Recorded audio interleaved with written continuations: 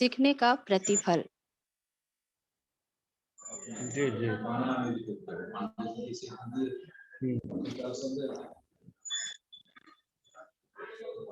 इस क्लास में फुल हो गया, इस क्लास में फुल होने की स्थिति में हो, बाद में आपको कोई सजेशन भी कोई टेस्ट है कभी बाकी के हिसाब से ज्यादा चल रहा है। जैसा कि आप देख रहे हैं, लर्निंग आउटकम सीखने के प्रतिफल। सीखने के प्रतिफल सबसे पहले विद्यालयों में अध्ययनरत छात्रों के गुणवत्तापूर्ण शिक्षा प्रदान करने के उद्देश्य से राष्ट्रीय एवं राज्य स्तर पर कई नए प्रयास किए जाते हैं। इन सब का उद्देश्य विद्यालयी छात्रों में शैक्षिक गुणवत्ता का विकास और अच्छी उपलब्धि स्तर को हासिल करना होता है, जिनसे छात्रों का समग्र मूल्यांकन एवं समग्र विकास हो सके। मूल्यांकन के माध्यम से विकास की एक निश्चित योजना बनाकर उनका उन्नयन किया जा सके। वास्तव में सीखना एक सतत और व्यापक जीवन पर्यंत चलने वाली प्रक्रिया है। अब हम समझने का प्रयास करते हैं कि सीखने के प्रतिफल क्या है, किस प्रकार का सीखना आवश्यक है, वे कौन से मापदंड है जिनसे इसे मापा जा सकता है। पाठ्यपुस्तक को संपूर्ण पाठ्यक्रम मानकर पाठों के अंत में दिए गए प्रश्नों के आधार पर मूल्यांकन हम आज तक करते आए हैं, लेकिन इससे बच्चों में पूरी जो है विकास नहीं हो पाता। विभिन्नता तथा पढ़ने में विभिन्न सिद्धांतों को ध्यान में नहीं रखा जा सकता है। सिर्फ पाठ्यपुस्तक के आधार पर मूल्यांकन करने पर हम विभिन्न सिद्धांतों को ध्यान में नहीं रख पाते हैं। पठन सामग्री में संदर्भानुसार भिन्नताएं और अपनाई गई शिक्षण तकनीकी में विविधता पर सामान्यतः ध्यान हमारा नहीं जाता है।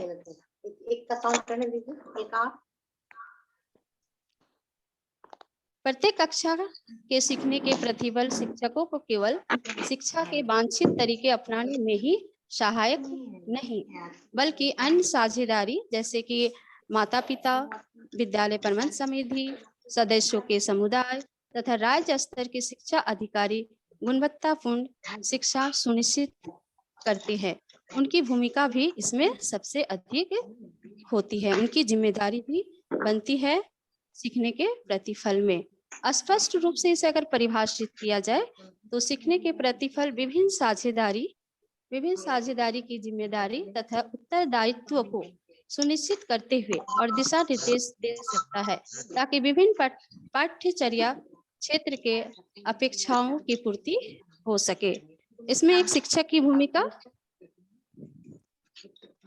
महत्वपूर्ण होती है। एक शिक्षक की भूमिका जो है इसमें महत्वपूर्ण होती है।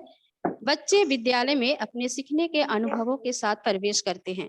जो भी बच्चे हैं वो अपने केजी क्लास से 1 से लेकर 10 तक में जो भी बच्चे प्रवेश करते हैं वो अपने अनुभवों के आधार पर विद्यालय में प्रवेश करते हैं। विद्यालय बच्चे को मौजूदा अनुभवों के आधार पर सीखने की आगामी प्रक्रिया के गठन का दायित्व उठाता है। इस प्रकार हम किसी भी स्तर की शुरुआत बच्चे की अधिगम शून्यता से नहीं करते। विद्यार्थियों की सीखने परामर्शदाता और सुगमकर्ता हैं को भिन्न शिक्षण शास्त्रीय तकनीकें और बच्चे की सीखने की उन्नति के प्रति जागरूक बनाना आवश्यक है। तो सीखने के प्रतिफल को बेहतर कैसे बनाया जाए, यहाँ पर एक दिया गया है, इसमें पीडीएफ में स्लाइड में देख सकते हैं आप। सबसे पहले है लर्निंग ऑब्जेक्टिव यानी गोल, लर्निंग इंडिकेटर्स और लर्निंग आउटकम। ये तीनों मिलकर ही हम बच्चों का विकास कर पाते हैं।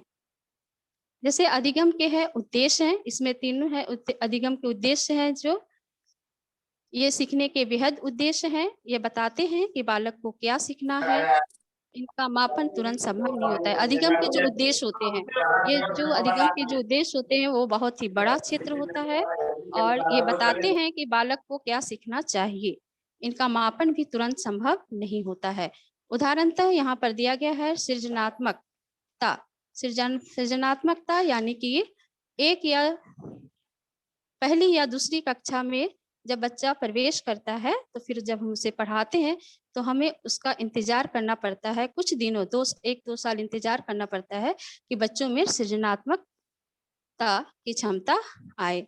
उसके बाद भाषा का ज्ञान भी, उसमें भी तुरंत बच्चों को भाषा का ज्ञान नहीं हो पाता, इसमें भी भाषा का ज्ञान कक्षा में ही हो सके इसके लिए भी हमें थोड़ा इंतजार करना पड़ता है। इसके साथ ही संख्या ज्ञान का भी मूल्यांकन किया जाता है।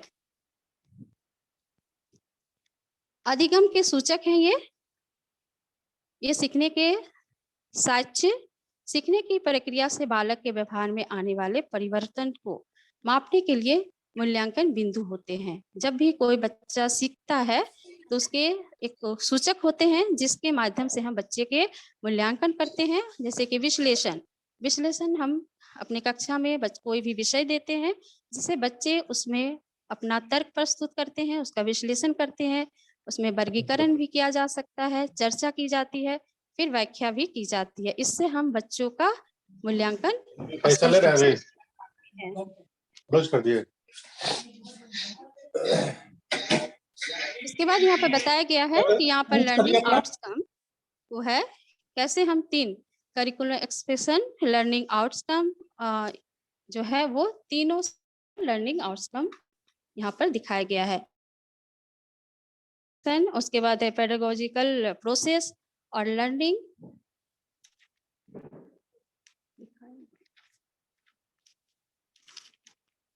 इंडिकेटर्स हैं।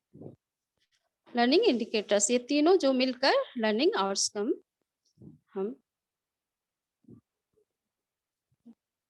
सीखने के प्रतिफल को बेहतर कैसे बनाया जाए। सीखने और सिखाने की प्रक्रिया के दौरान सतत एवं मूल्यांकन का उपयोग करें।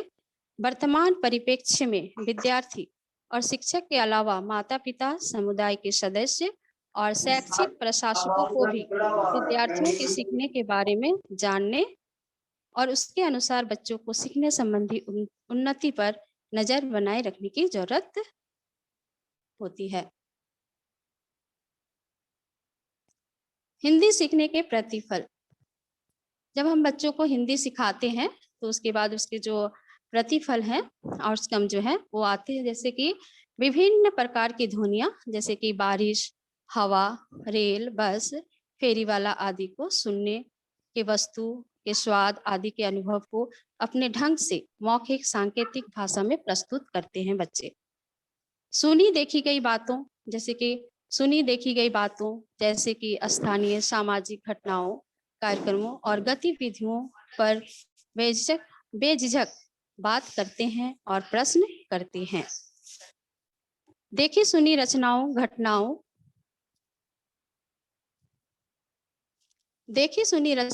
घटनाओं, मुद्दों पर बातचीत को अपने ढंग से आगे बढ़ाते हैं। जैसे किसी कहानी को आगे बढ़ाना, कोई भी हम कहानी कहते हैं तो उसे हम किस तरह से उसको आगे बढ़ाया जाए तो इसमें वे बढ़ाते हैं। रेडियो, टीवी, अखबार, इंटरनेट में देखी सुनी गई खबरों को अपने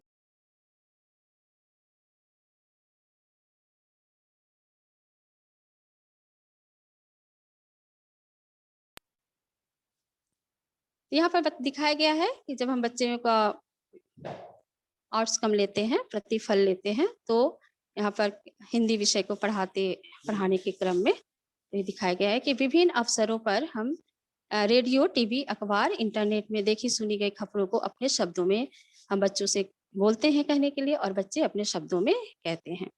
विभिन्न अवसरों, संदर्भों में कही जा रही दूसरों की बातों को अपने ढंग से बताते हैं, जैसे आंखों से ना देख पाने वाले साथी यात्रा का अनुभव।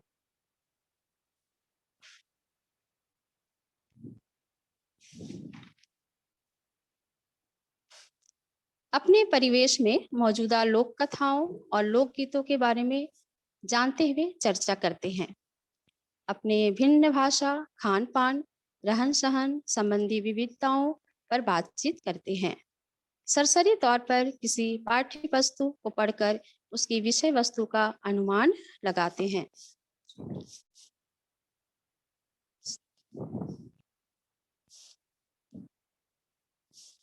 किसी पाठ्य वस्तु की बारीकी से जांच करते हुए उसमें किसी भी विशेष बिंदु को खोजते हैं, अनुमान लगाते हैं, निष्कर्ष निकलता है।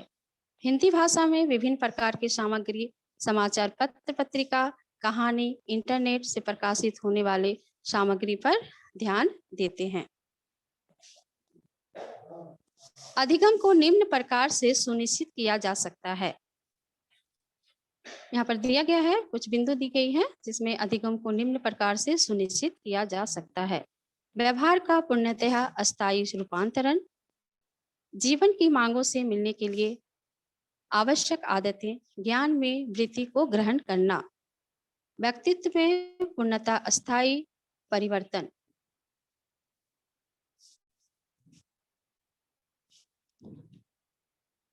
किसी पाठ्य वस्तु की बारीकी से जांच करते हुए उसमें किसी भी विशेष बिंदु को खोजते हैं, अनुमान लगाते हैं और निष्कर्ष निकलता है।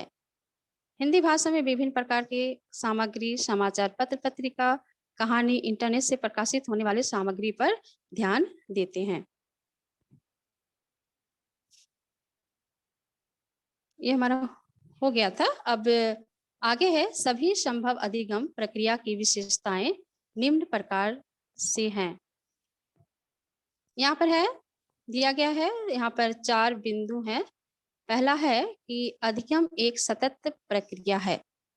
कुछ सीखने के लिए शारीरिक, मानसिक या दोनों प्रकार के कुछ क्रियाकलाप करने की आवश्यकता होती है। नए अनुभवों को सीखने के लिए मानसिक का सक्रिय होना आवश्यक है, अन्यथा अधिगम संभव नहीं होता है, नहीं होगा। अर्थात अधिगम जो है सीखना एक सतत प्रक्रिया माना गया है। अधिगम व्यक्तिवादी है। अपनी कक्षा में अवलोकन किया होगा, आपने कक्षा में अवलोकन किया होगा कि कुछ बच्चे अधिक और शीघ्रता से सीखते हैं और अन्य धीरे धीरे सीखते हैं। वास्तव में विभिन्न व्यक्तियों के अधिगम की गति भिन्न भिन्न होती है। यानी अधिगम जो है, सीखना जो है बच्चों में, सभी बच्चों में एक जैसा नहीं होता है। सभी बच्चे विभिन्न स्तर के होते हैं और वे भिन्न भिन्न गति से सीखते हैं। कोई जल्दी सीखता है, कोई शीघ्रता से सीखता है, तो कोई धीरे सीखता है। इसी को अधिगम व्यक्तिवादी कहा गया है। अधिगम व्यक्तिवादी है, यानी कि अपने कक्षा में अवलोकन किया होगा कि कुछ बच्चे अधिक और शीघ्रता से सीखते हैं और अन्य धीरे धीरे सीखते हैं।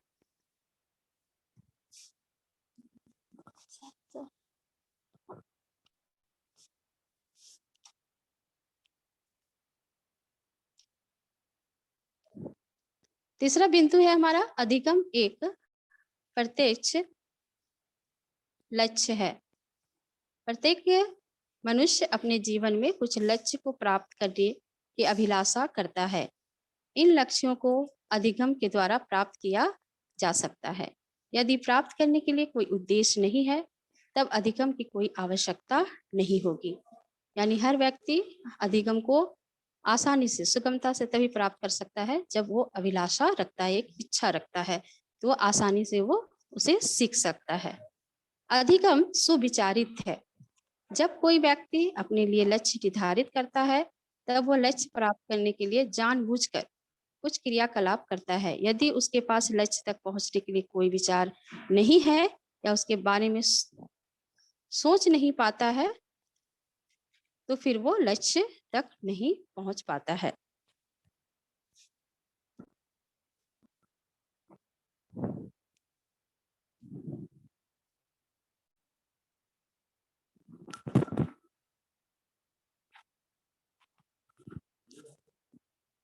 सबको सुनने के लिए धन्यवाद।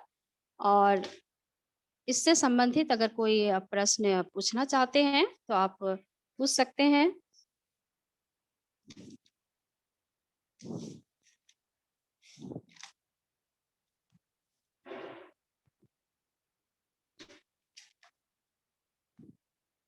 लिंक अभी संजय सर भेज रहे हैं। धन्यवाद दीदी जी, आपने कम समय में गागर में सागर भरने का काम किया। धन्यवाद सर, धन्यवाद आचार्य जी।